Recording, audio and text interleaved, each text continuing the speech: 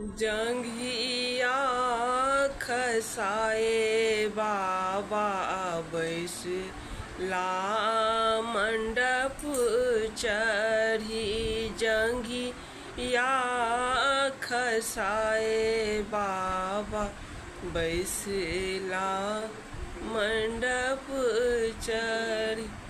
बाबा करुण धिया दान है।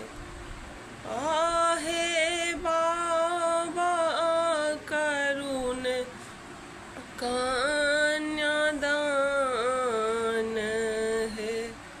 जंघिया खसाए बाबा बैसला मंडप चढ़ी। जंघिया खसाए बाबा बैसला मंडप चढ़ी।